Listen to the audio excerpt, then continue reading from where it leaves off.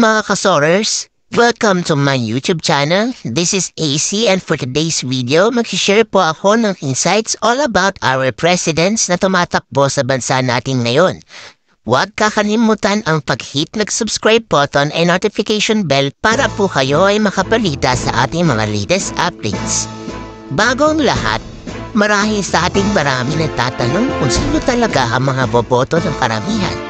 Marami sa ating undecided o nag-aalinlangan pa kung sino ang boboto.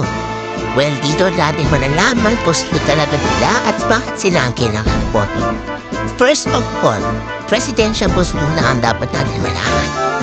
Let's start. Bakit natin dapat iboto si Bongbong Marcos o tinatawag natin si PBM? Si Ferdinand Bongbong Marcos Jr., 64 years old, anak at katawagan ng yumaong na patalsik na diktador, ay nahalal na walang kalaban-laban sa pagkapise gobernador sa Ilocos Norte sa kasagsagan ng rehimen ng kanyang ama noong 1980. At kalaunan sa mga pwesto sa Kongreso na kumakatawad sa parehong lalawigan pagkatapos ng kanyang pagbabalik ng pamilya sa Pilipinas noong 1991. Nagsilbi rin siyang senador mula 2010 hanggang 2016 bago natalo sa bid para sa mas mataas na posisyon kay Vice President Leni Robredo noong 2016 elections. Ipinangampanya ni Marcos ang pagpabuti at ng pagtugon sa pandemya ng bansa at ang pagpapatuloy ng kampanya ng Administrasyong Duterte laban sa insurgensyang gayon din ang matugong kampanya nito laban sa illegal na droga, ngunit nakatuon sa pag-iwas, edukasyon at rehabilitasyon.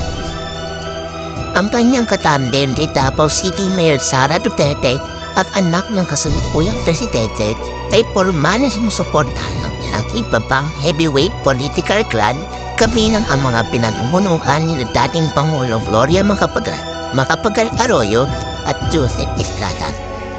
Ano nga ba mga plataforma ni BBM upang isalan ay boto? Unang-una sa lahat, health and COVID-19 pandemic response kung saan ang mga tao ay nangangailangan ng sapat na vaccination at sapat na ayuda upang makapamuhay at makapag-survive. Anti-insurgency sa mga rebellious na people na laban sa government, yung mga let's say NPA, pero I don't know kung sino pa yung mga rebellious people, yung mga rally, law and order, environment, and climate change.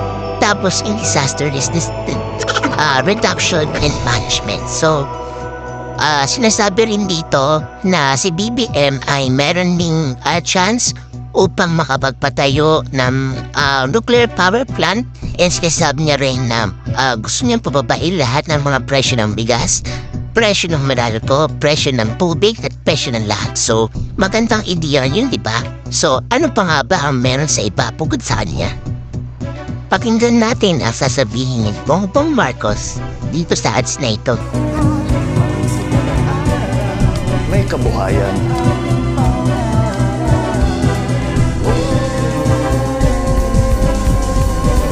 May kinabukasan.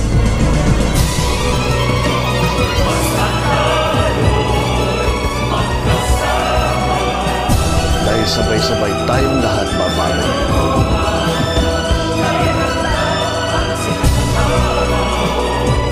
Sa pag-ikot ng panahon, hindi tayo titigil kailanman. Sama-sama tayo para umangat ang bayan. Bongbong Marcos po ito.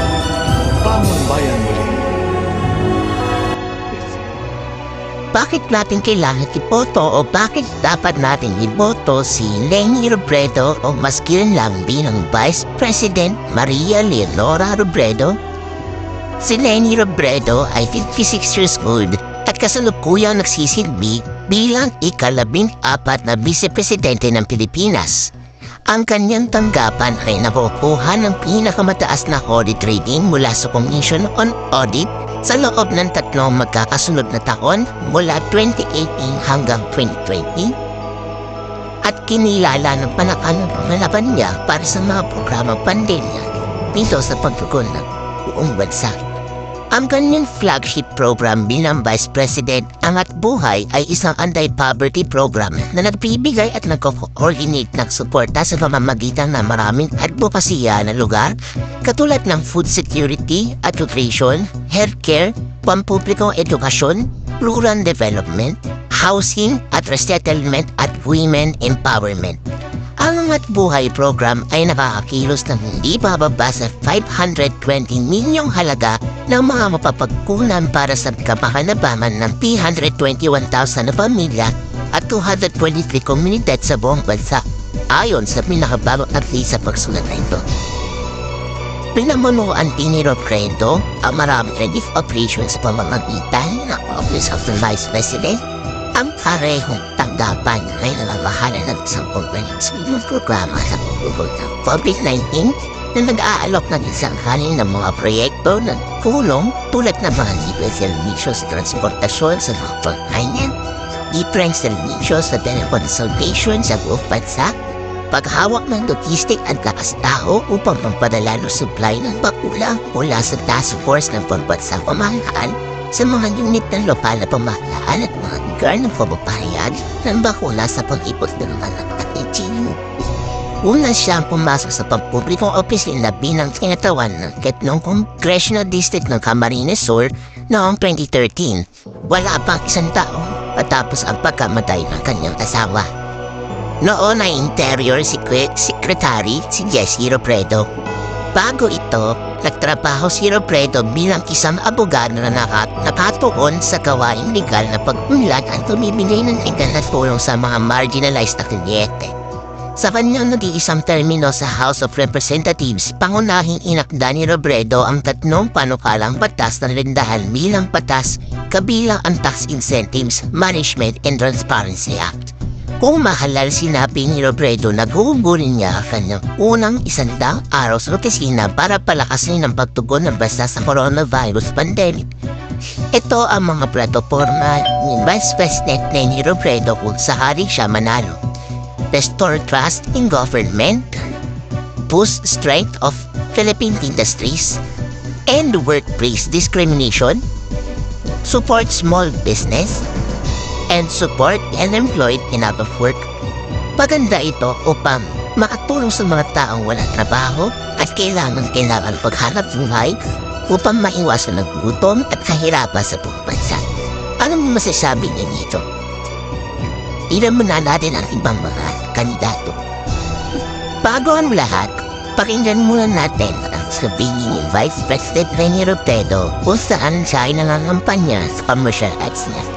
Marahil dito, marami din siya taga-suporta na katulad ni Ferdinand Marcos. So, kailangan natin pakinggan ko ang siya. Let's start. Sit down. Sa ating pamamahana, laylayan ang magiging bagong sentro. Kung walang mahanap na trabaho, gobyerno mismo ang magbibigay sa'yo. 3 buwang ayuda sa na-layoff. Bawat pamilya may akses sa libreng doktor. Bawat bata, walang hadlang sa kalidad na edukasyon. President Leni, Kulay Rosa!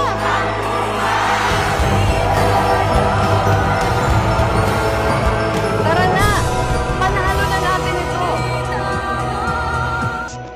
Bakit naman dapat nating iboto si Isko Moreno o bilang kilalang si Mayor Isko Moreno Dumagoso?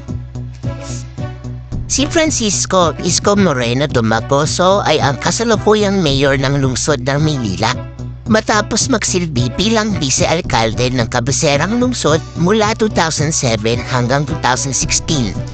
Tumakbo siya bilang senador ngunit napigo siyang makakuha ng upuan. Siya noon ay hinirang ni Pangulong Rodrigo Duterte bilang chairman ng board ng North Luzon Railways Corporation at kalaunan Undersecretary sa Department of Social Welfare and Development.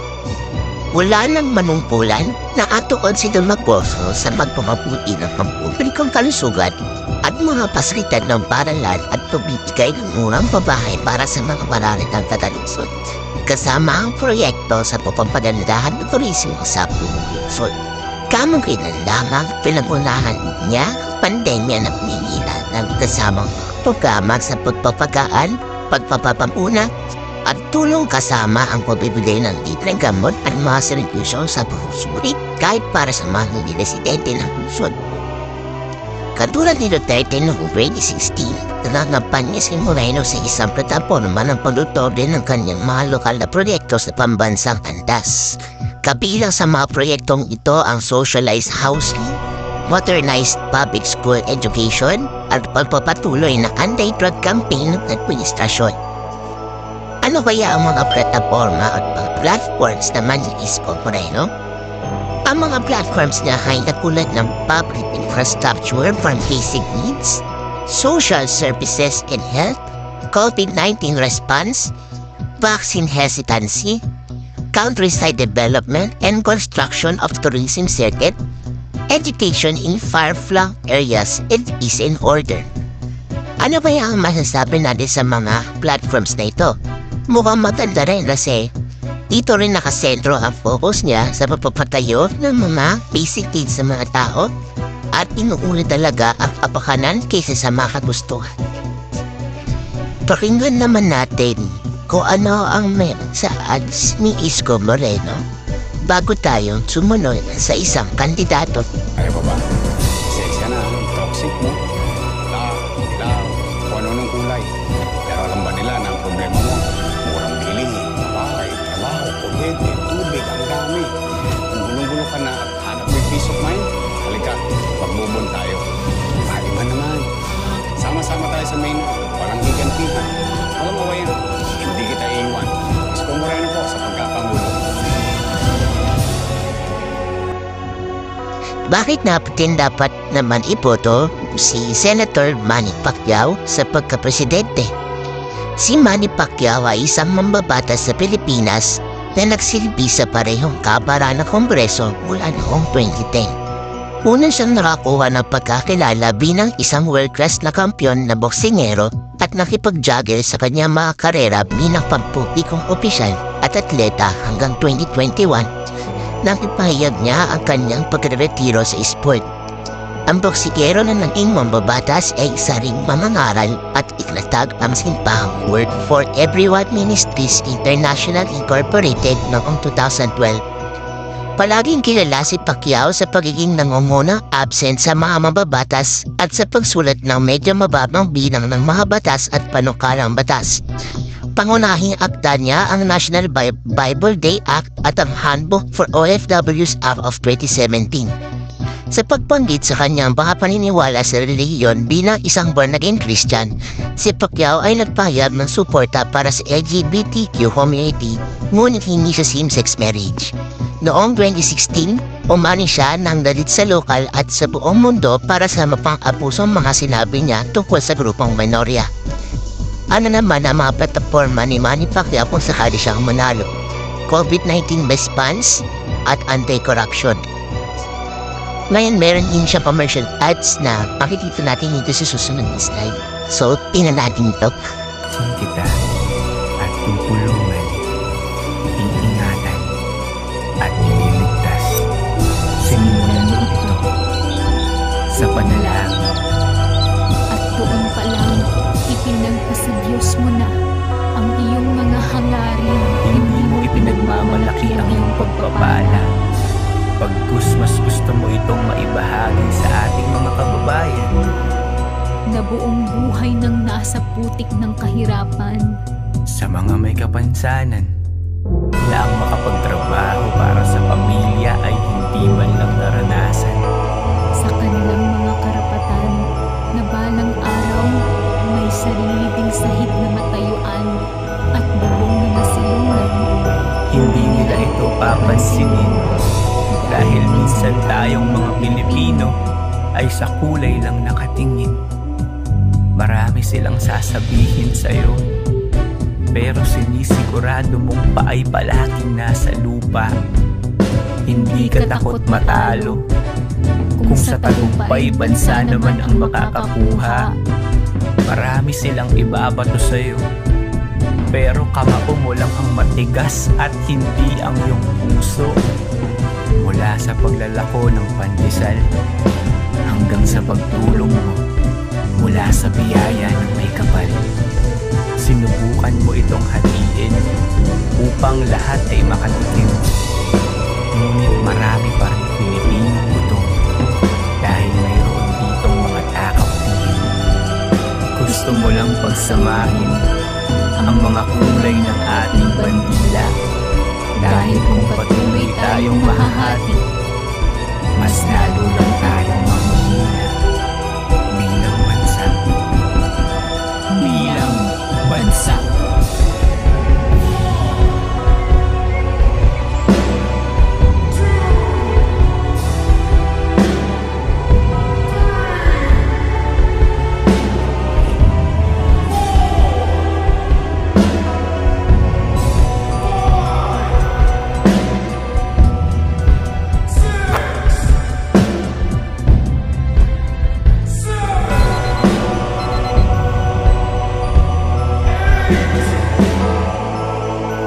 Babangon ka pa ba?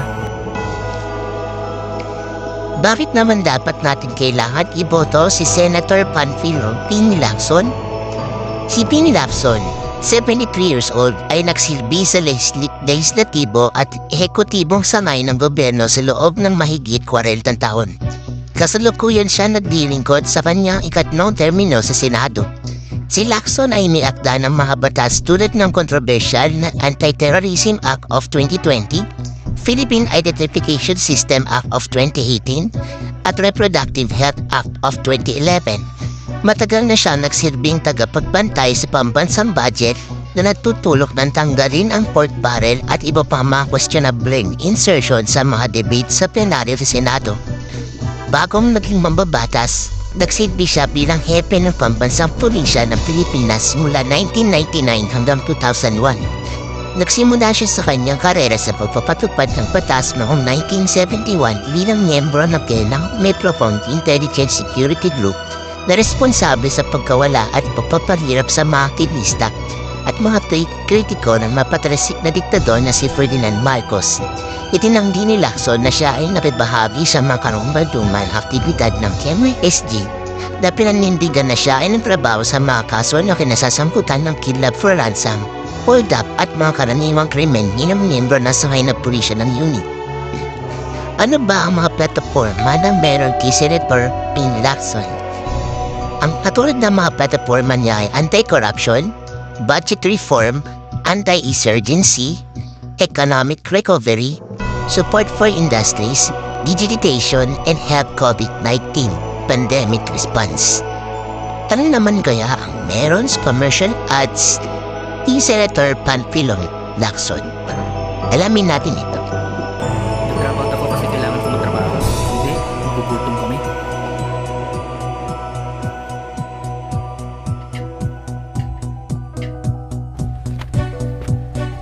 Kahit libre ang edukasyon, pinipili ng maraming kabataan ang magtrabaho para suportahan ang pamilya. Kung ito ang siklo ng kahirapan, kailan pa tayo aahon? Ang solusyon? Programang Edukasyon Plus. Libreng edukasyon plus a government internship program na may 5,000 monthly allowance. Hindi na kailangan mamili sa pag-aaral o sa pagtulong sa pamilya. Mas marami nang aangat ang buhay. Edukasyon Plus ang tunay na solusyon laban sa kahirapan. Galing ni Ting.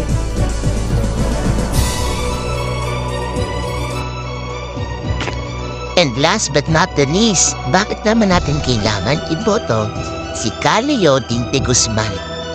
Si Leody de Guzman, 61 years old, ay isang aktivista at leader manggagawa ng nagtutulak ng mga patakaran upang matiyang ang karapatan at kapakanan ng mga manggagawa mula noong 1984. Tumakbo siya bilang senador noong 2019 sa ilalim ng tagline na manggagawa naman. Ngunit nabigo siya makakuha ng upuan. Siya ay kasalukuyang nakaupo bilang tagapangulo ng Bukluran ng Manggagawang Pilipino, isang sosyalistang sentro ng paggawa at federasyon ng mga militanteng union. Tumatakbo siya sa ilalim ng koalisyon ng oposisyon ng laban ng masa sa isang progresibo at worker-centric na plataforma na nakapatay sa kumpletong reforma na sistemang pampolitika ng bansa upang pasigdahin ang panlipunang pag-unlad at kalaunan ay panatihin ang ekonomiya. Nangako si De Guzman na hamunin ang interes ng mayayaman sa pamamagitan ng pagtataas ng buwis para sa mga bilyonaryo, pagtatas ng minimum na sahod at pagbabawal sa kontra-polarisasyon bukod sa iba pa. Sinabi rin niya na babawasan niya sa kalahati ang laki ng pambansang pulisya at militar at isupo ang mga enforcer at pangunahing tauhan sa war on drugs ng kasalukuyang administrasyon. Ano ang mga plataforma na meron kay Calayodi? Unang-una ang health pandemic response, workers' rights and welfare, climate, security and economy income inequality. So dito na po tayo nagtatapos sa ating mga presidentiable categories ng 2022 at sana po ay good luck po sa kanila at kung sino man ang mananalo sa kanila.